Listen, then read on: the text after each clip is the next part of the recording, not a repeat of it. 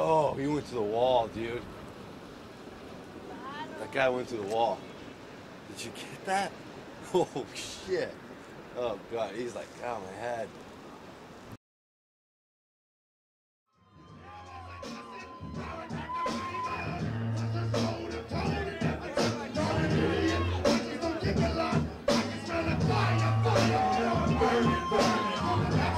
Yo, Coastside. Yo, Coastside.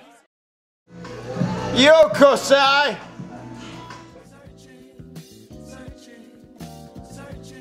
Yo, Coastside, we went over and checked out Michael Denning at one of his art exhibits. Check this out. I'm Michael Denning. I'm an artist with Heart of Chaos. It's a nonprofit backed by Catalyst for Youth from San Jose. We're right now in Menlo Park at Cafe Zoe. I got a little art exhibit going on. We just had a belly dancer wrecking shop. I kind of wanted to just let you know what I'm all about. I'm very message driven in my artwork. I've made artist trading cards that the kids were asking me, like, how do you do art, right? If you don't paint, you don't draw, how do you make art? And I'm a collage artist, one of those lost art forms. And what I do is I take mass media and I recycle it and I change it and make it into an uplifting statement or a statement about, you know, at-risk youth, because I teach a lot of at-risk youth in juvenile hall down in San Jose. I also make statements about like life, love, addiction, since I suffered from drug addiction for quite a few years. You know, anything that I can do to just like promote change and inspire someone to like want to make their own stuff. You know, so what I want to do is give you a little tour and we can check out some art and I'll like break it down for you. Is there anything you don't do?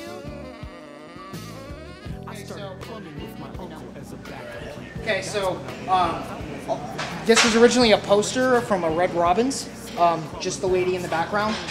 What I did is my friend gave it to me who worked at Red Robin, and I was like, you know, I'm gonna mess that up. I'm gonna change it.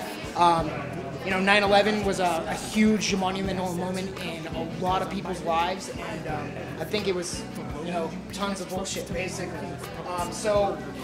You know, in the span of like 2 weeks, this whole thing I put down. All these flames are like hand-painted paper, and then I cut them out to make them look like flames, layered it over. And I kind of wanted to make a statement about what I feel like, how they're taking away our rights, how the government uses events, you know, like terrorist attacks and things like that to promote fear, to alienate our rights, and to basically propagate their own agenda.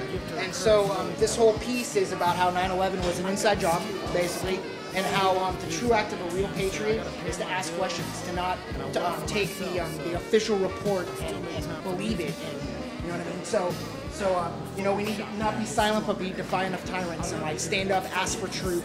You know, when you know that truth is there, ask for it.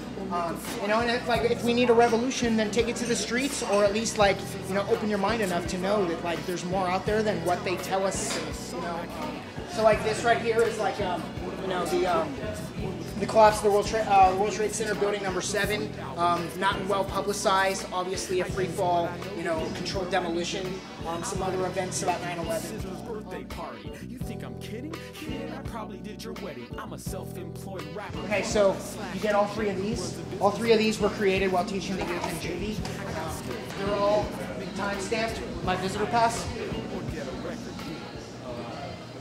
So I mean, they were made in the hall. And like, for instance, this one, because I teach a lot of like 25 to lifers that in San Jose, gang affiliated crimes, especially violent crimes, automatically 10 years added to your sentence. So armed robbery, 15 years, plus gang affiliation, 25, like done. So, you know, and these kids are like 15, 16 years old. When I was 15, 16, running amok in the streets, doing drugs and all that stuff, like, I didn't have someone that could coach me and teach me, like, there's a better way to live. You know what I mean? So, I teach them collage, and what I wanted to do was kind of like show them that art is a way of like finding therapy, and there's a therapeutic value in art, and that if they really put their heart and soul into it, it'll sell, and people will like get to know them, and they can make money and be profitable, and they don't have to be out there running the streets doing their thing. So like all of these are about like ex-vandals seeking change. The art is a way to help, a way to help. You know, and these kids, like, how will they outlive their crime? You know what I mean? Like, there's always like a second chance as long as they want to put the effort into doing something different. You know, all of these is like, you know, today I choose to create art to try and make a difference. You know, and like some of the kids, they get it, some of them don't, you know, and it's all good. You know, at least they're making something. No one really cares as the world gets shared and shipped around the world, across the street so I can stand. Okay, so again, like these kids were asking me, like, how do you make art? What do you do for art? If you don't know how to draw, you don't know how to paint, like, how do you make art? And so what I did is I started teaching these artists trading cards. I started in Switzerland in 1998. This guy made 2,000 cards, put it on display. This guy from Canada came, he saw them, you know, was really impressed. It started filtering its way through the US. It's now in like a bunch of countries. They have online forums for trading cards, stuff like that. So we thought it'd be cool if we get these kids to make their own set of cards and then trade them with each other. So like this one, for instance, is obviously like the most impressionable art is behind the walls of like Juvenile Hall is kind of where I was going with that. But the spirit of art can be found by accident, because most of the time I don't really think about what I'm doing, it creates itself almost. But like my overall theme here was like what art means to me and the different ways that art can be interpreted. To kind of teach these kids that like there's no limits to what is possible. All they have to do is try. All I see is the future. These ones again, like art, it's easy taking great pictures, right? Some people can create art without having to pick up a pen. You know, there's so many possibilities of what you can create. I try not to be defined by what's normal, you know, or anything like that.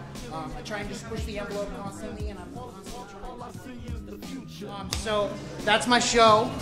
Hope you enjoyed. I have 2 shows coming up. September, the first Friday of September, the first Friday of October. Both of them are at First Street Billiards, downtown San Jose. You know, full bar, pool hall, you know, and tons of art. We're gonna have live music, break dancers, belly dancers, the whole works. I'm pretty sure Maliko, Coastside, Nomadic Souls, all of them are gonna be down there. So you should definitely come check it out. And then of course you can find me, you know, heartofchaos.net or MySpace / Miracle Michael on MySpace. So, peace. Yo, this is Mike Denning, Heart of Chaos, yo Coastside, what? The last 30 years, we're seeing more forest fires. We're seeing Greenland melting faster than we thought, West Antarctic melting faster than we thought. That's all bad news, and it is all happening at once.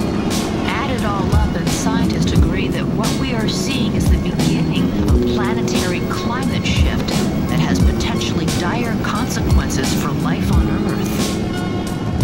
I was born with a mic, loaded a microphone, all plant and animal life.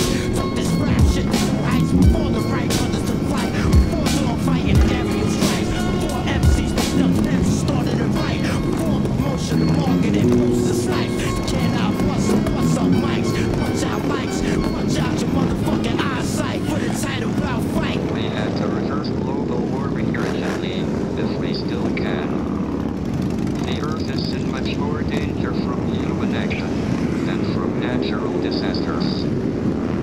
This is not a prediction of doom, but a wake-up call. We have to recognize the dangers,